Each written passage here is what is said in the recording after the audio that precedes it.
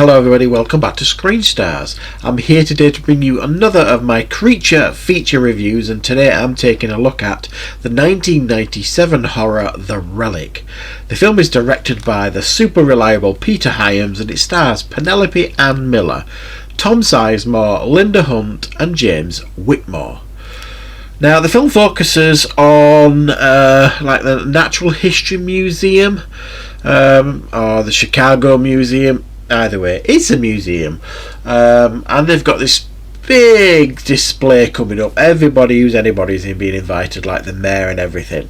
However, there is also a beastie that has been shipped all the way from abroad, and it has made its way into the museum and is chomping people with alarming regularity. And it's up to Tom Sizemore as Lieutenant Vincent DeGosta and Penelope Ann Miller, who is a Dr. Margot Green who works at the museum, to kind of figure out what is going on and what is this creature. Right, what are my thoughts on The Relic? Well, when I kind of was thinking several months ago that I'm going to start doing, periodically creature features.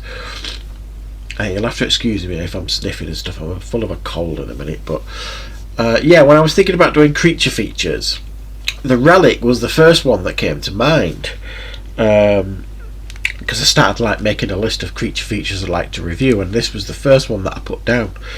Now, this film is, I don't really understand why, it's got a criminally low score on IMDb. I actually think this is a lot of fun for a creature feature, this. Yes, it's one of those films, and it's from 1997, so what really do you expect? That ticks a lot of horror trope boxes. It's one of those films that the creature is everywhere it needs to be. I mean, one minute it is charging through the museum, chomping heads off SWAT team officers, and the next minute it's downstairs stalking an old man in a wheelchair. And this happens numerous times in the film. Again, you see it killing people in the museum, and then the next time you see it, it's down in the tunnels, attacking some people that are trying to escape the museum. So you really do have to kind of put the believability factor to one side, but at the end of the day, it's a creature feature, it's horror. Do we really want believability? And we certainly didn't in the 90s.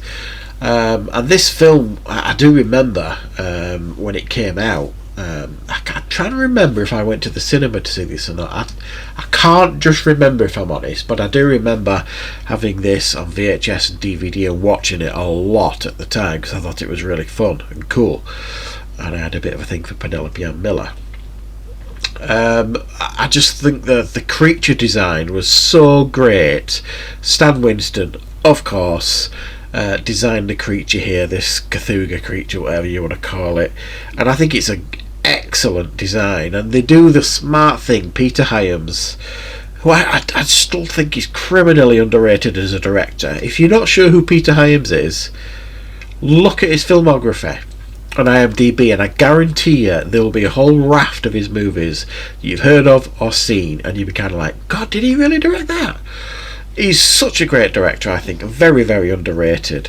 And he does really well with this film in a sense of the way it's lit and what have you. It's, it kind of builds the tension when it needs to. And early on, he doesn't show very much of the creature at all. All you kind of hear really is the noises that it makes and stuff like that. And that's a smart move. It's the Jaws approach. Less is more.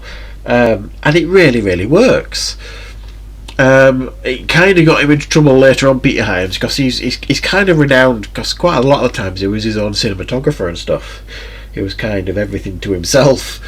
And he, when he did End of Days with Schwarzenegger, when he directed that, Schwarzenegger fell out with him a few times because Peter Hyams kind of lit it too dark, and Schwarzenegger wasn't keen on that approach.